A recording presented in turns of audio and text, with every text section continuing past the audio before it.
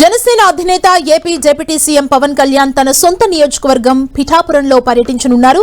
ఇవాల్టి నుంచి 3 రోజుల పాటు ఆయన పిఠాపురం నియోజకవర్గంలో పర్యటించబోతున్నారు.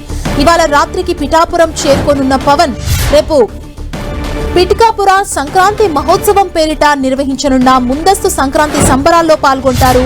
ఉదయం 10:30కు RRBH కాలేజ్ మైదానంలో సంక్రాంతి సంబరాలను ప్రారంభిస్తారు.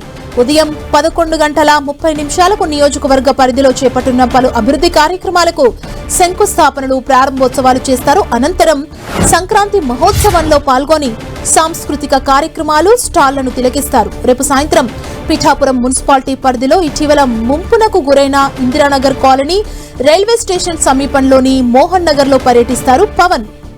ఇక శనివారం ఉదయం గొల్లప్రోలు ప్రాంతంలోని ఇళ్ల స్థలాల్ని పరిశీలిస్తారు ఏపీ డిప్యూటీ సీఎం. అక్కడి నుంచి ఉదయం 10:30 కాకినాడలోని పోలీస్ కార్యాలయానికి చేరుకొని శాంతి భద్రతలపై అధికారులతో సమీక్ష నిర్వహిస్తారు. మధ్యాహ్నం 3 గంటలకు కాకినాడలోని రంగరాయ మెడికల్ కళాశాలకు చేరుకొని పలు అభివృద్ధి కార్యక్రమాలకు శంకుస్థాపన చేస్తారు. పిఠాపురం వేదికగా 3 రోజుల పాటు నిర్వహించనున్న సంక్రాంతి సంబరాలు ఆద్యాంతం తెలుగుతనం ముట్టిపడేలా సాంస్కృతిక కార్యక్రమాలకు రూపకల్పన చేశారు.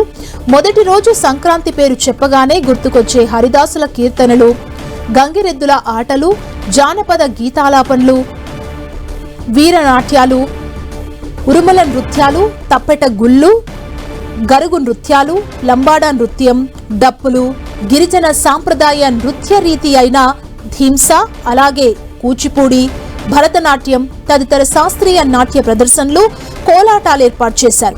రెండో రోజు జనవరి 10వ తేదీన మొదటి రోజు ప్రదర్శనతో పాటు కేరళ సంప్రదాయ మార్షల్ ఆర్ట్స్ ప్రదర్శనలుంటాయి.